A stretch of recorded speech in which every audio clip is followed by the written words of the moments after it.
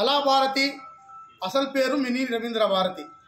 ఈ మినీ రవీంద్ర భారతిపై ఈ ప్రభుత్వ ఆస్తులపై దాడి చేయడానికి వచ్చినటువంటి టీఆర్ఎస్ నాయకులందరినీ కూడా అరెస్టు చేసి జైలుకు పంపాలని చెప్పి డిమాండ్ చేస్తూ ఉన్నారు. మొట్టమొదటి ఇది ప్రభుత్వ ఆస్తి.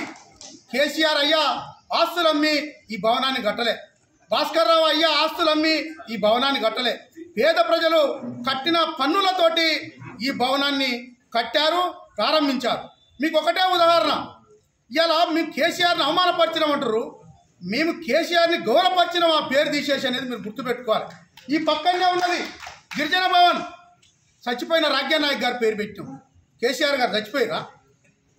ఇలాంటి ప్రభుత్వ ఆస్తులకు గతంలో పనిచేసినటువంటి ప్రభుత్వానికి సంబంధించినటువంటి నాయకుల పేర్లు కానీ, పోరాటాలు చేసినటువంటి నాయకుల పేర్లు ఈ ప్రభుత్వ ఆస్తులకు పెడతారు. కానీ మీకు ఆ మాత్రం జ్ఞానం లేకుండా కూడా మీరు ఈరోజు గేట్లు దూకొచ్చి మీరు ఈ ప్రభుత్వ ఆస్తులు ధ్వంసం చేయాలనుకున్నట్టే ప్రజలందరూ కూడా గమనిస్తూ ఉన్నారు. లేకపోతే కాకపోతే మీరు దీనికి కేసీఆర్ పేరు పెట్టారు.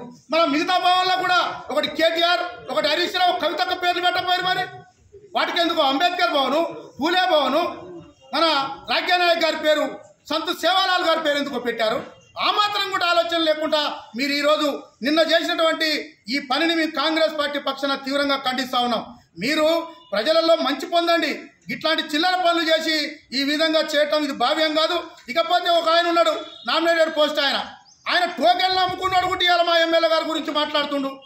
రైతులకు ఇవ్వాల్సిన టోకెన్లు నువ్వు అమ్ముకొని నీ ఆస్తుల దగ్గరకు ప్రభుత్వ సొమ్ముతోటి రోడ్లు సీసీ రోడ్లు పోసుకుని కూడా ఇవాళ నీతులు మాట్లాడితే కాంగ్రెస్ పార్టీకి మీ బతుకులకు మీకు ఏ పార్టీ, మీరు కాంగ్రెస్ పార్టీ లేకపోతే మీకు గుర్తింపు ఉందా? ఇవాళ అసలు కొంచెమైనా జ్ఞానంతో మాట్లాడండి.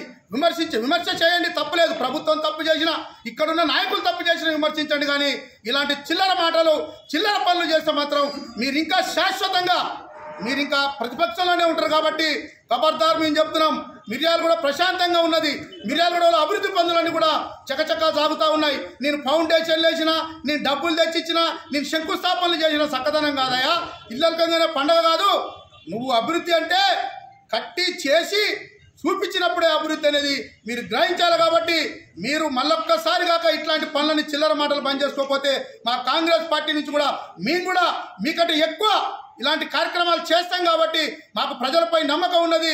మీకు ఏంటంటే ప్రభుత్వం చేస్తున్న సంక్షేమ పథకాలు మీకు నిద్ర పడతలేదు, మీకు పిచ్చి పిచ్చి ఆలోచనలు వస్తున్నాయి. కాబట్టి మీ పిచ్చి ఆలోచనలతో మీరే పోతారు పిచ్చి ఆసుపత్రి, మాకేం కాదు ఇట్లాంటి పిచ్చి పనులు చేస్తే. కాబట్టి దయచేసి చెప్తా ఉన్నాం, మిర్యాల కూడా నియోజకవర్గ ప్రజలందరూ కూడా మీరు ఇట్లాంటి చర్యలు ప్రతి ఒక్క మిర్యాల కూడా పౌరులు ప్రతి ఒక్కరు కూడా ఖండించాలని కోరుకుంటూ నాకు ఈ అవకాశం ఇచ్చిన పెద్దలకు మరోమారు ధన్యవాదాలు తెలుపుతూ ముగిస్తా ఉన్నాను.